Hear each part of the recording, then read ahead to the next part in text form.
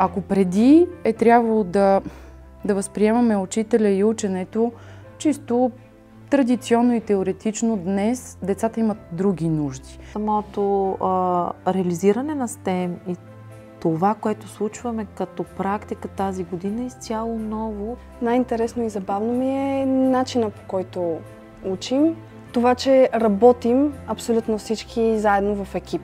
Учат се да учат наистина, развиват критично мислене, могат да търсят информация, да отсяват. Всъщност ето това има смисъл, защото конкретните факти и знания, които сме научили в часа по биология днес, ако не ги използваме след един месец, ще ги забравим.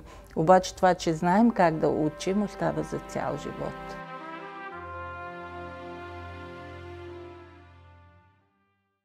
Дума. Първа хрумка. Мише?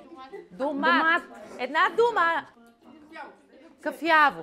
Кафяво, домат, кафяво, трета дума? На домат скачаме. На дума клякаме. На сирене пляскаме. Логическо мислене.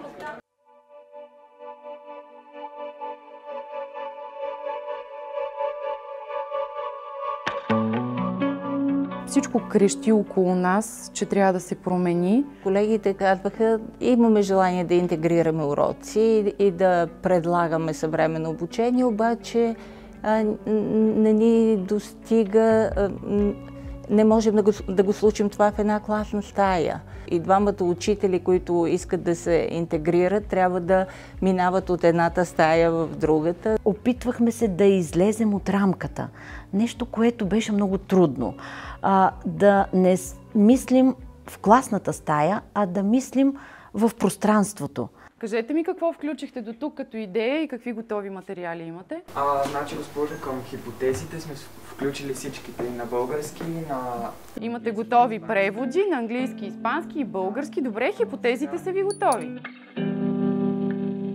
Тук се размиват границите между отделните часове. В STEM центъра бих казала, че учим в съвкупност абсолютно всички предмети, които се изучават в 8-ми клас. Пример за това е как да заселим Марс. Въпросът беше по-ориентиран към биологията и химията, но учителите го направиха така, че да може да се упражним и по български език, английски и испански. Това, което се случва, когато работим по големия въпрос, е няколко пъти се събираме, за да уточним заглавието на въпроса и го формулираме така, че да е провокативен и интересен за децата.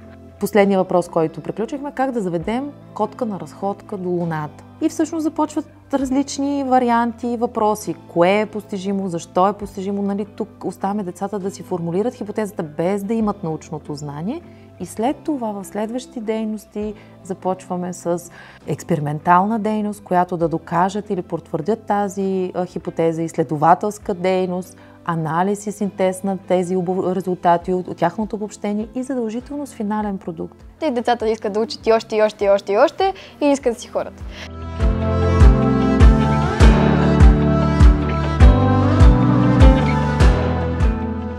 Аз бих казала на всеки един да тръгне по този път. Струва си, удовлетвореността не може да се измери.